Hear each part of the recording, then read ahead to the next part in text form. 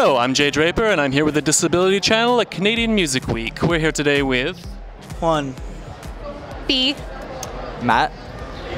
And so would you guys like to tell me a little bit about what you're doing here at Canadian Music Week and anything you're involved in? Just really trying to find some people to network with, you know, some good contacts I can work with. I'm an artist, a producer, a writer. For myself, I produce like some psychedelic music, sort of like some Tame Impala, Pink Floyd, that kind of stuff. Love Pink Floyd. But for other people, I produce more like reggaeton, tropical stuff, dancehall, because that's where I'm from, Colombia, and I produce for artists over there. Okay. And yeah, that's what I do. What are your thoughts on Piper at the Gates of Dawn? I love it. Yeah. Fantastic album.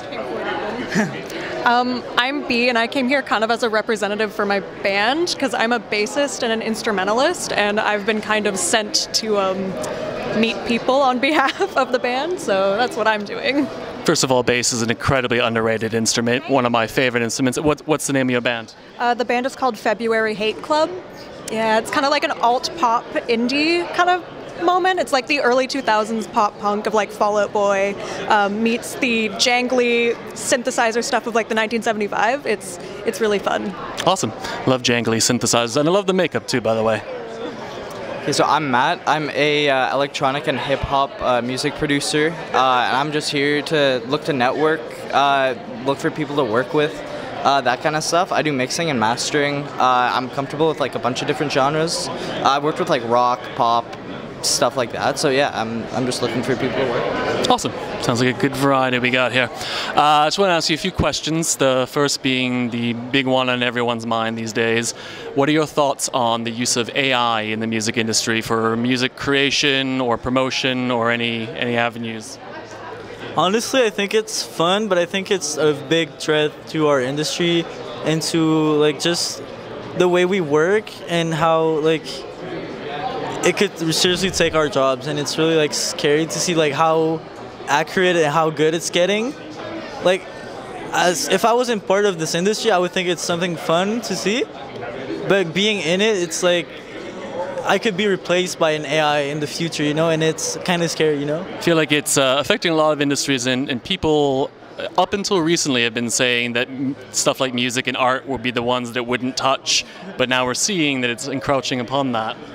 I kind of feel the same as Juan, where it's like, it's really fascinating to see how far it's come and can go, but on the grand scheme of things, there is like a possibility that it will replace a lot of the human creation aspect of it, and that's a little spooky to think about, but I respect the appreciation for it. I just don't think I would personally use it or touch it, because it does take away a degree of humanity from it in a way, so I think a lot of what we're hearing today is that it could be a useful tool, but not a replacement. Yeah, I'm actually kind of like a big fan of it, because like using it as a tool, like you said, like I feel like it's super useful, and I feel like as for replacing people, people when they look for music, I'm kind of on the side where like they're looking for the soul in the music, and AI can't really, as for now, can't really get like a human soul into that music, and there's no connection there, and I feel like people just want that human connection. So regardless if AI music is to that caliber, there's probably still gonna favor music made by people. I feel art at its core is a human expression, so hopefully that'll remain. What are your thoughts on the independent music landscape post-pandemic, with a lot of clubs closing down and things like that? It's certainly been a threat, but we learned how to adapt to it. You know, now it's more, there's a lot of like online concerts, online events, and honestly, we're relying more on social media nowadays than we did on touring and all that stuff. So I think it was more like a way of adapting ourselves to the more like modern scene, you know? It's really interesting to see the way that it has changed music in general, not even just indie music, but the industry as a whole.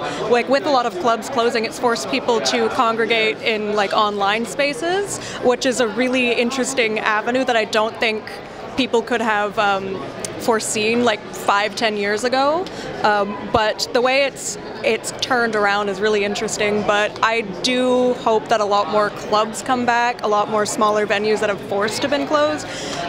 But I do think that people are working their way into opening more smaller spaces and communities that have been replaced. So probably lucky if it had to happen, it happened in this age for artists that can communicate easier that way.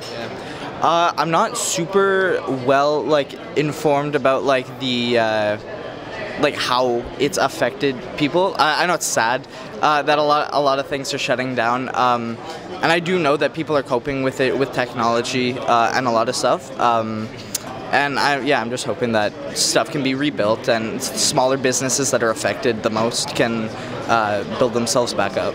It's a different landscape, if anything else, right now. So we are the Disability Channel, so we would like to ask you what your thoughts are on the representation of people with disabilities in the music industry and in media in general. I think we've seen a rise, but there's a lot of space that we could have a lot more than how it is right now. It could be a lot better than how it is right now, you know? How do you think it could be improved? Honestly, by educating people. That's why I think, to be honest. I mean, I have a lot of thoughts on this. As a disabled person, it is really hard to find representation because, a lot of times when people find out that you're disabled, you're automatically pitied and treated as an invalid, and especially as a younger person who does have chronic illness, and it is very much affecting my life as just a regular person going about my daily business, but also as an artist, because, a lot of it is you have to work so hard, 24/7, you have to throw all of your energy into it, and if you can't keep up, you're gone. And I feel like a lot of people don't realize just how many disabled people there are of all walks of life and of all experiences. So it means a lot to me as a disabled person who is trying to be out there and create art, because it is representation that I never saw, because I was so ashamed of it for such a long time. And now I'm disabled. It is a fact, and there are many more interesting things about me, but it is nice to see yourself in a way. And I think the music industry can do a lot better than it is right now, but working really hard to change that. It's important to be able to express yourself despite what your challenges are, and there should be more representation for people going through that, obviously. Yeah, I think there is a lot of representation, but always there could be so much more. And I think it's really sad that a lot of artists, you hear about their disabilities a lot further on in their career, just because of the shame that they have in their upbringing and stuff. And I don't know how related that is to the music industry versus just their upbringings personally and stuff. I don't know. I feel artists can just there could be a lot more representation. And not all disabilities are visible, so sometimes you don't realize an artist is struggling with something like that. That's a huge thing. I a lot of times have had people be like, oh, you don't look disabled, which I know a lot of people with invisible illnesses do deal with, which for a long time I refused to use any walking aids, any mobility aids, because I didn't want to deal with do you really need it? You don't look sick. But especially also as a queer person, representation has come so far in the last decade or so, and I think slowly but surely it is coming to a place where it is more accepted and not as hidden anymore, which is really nice to see. And it can be a struggle sometimes because you don't want to be defined by your disability, but you want to be understood, right? It's a fact, but it's not the most important one about me, so. Exactly. So how can people get a hold of you, know more about what you do, each of you, if you do have websites or contacts? I have my Instagram. It's Save Us. That's my artist name, so it's SEIVASSS. But my Spotify, it's the same thing, but with just one S at the end. My band content is on Instagram at February Hate Club, and my own personal stuff with my other project is B Lavis, so BEELAVIS. February is the worst month. So. Yes. You can find me on Instagram at matt.clip, matt.clip. I have a link tree. My DMs are open. Yeah. Awesome. Thank you very much for talking with us. It's been very informative. I'm Jay Draper. This has been the Disability Channel, and we're Canadian Music Week. Have a good day.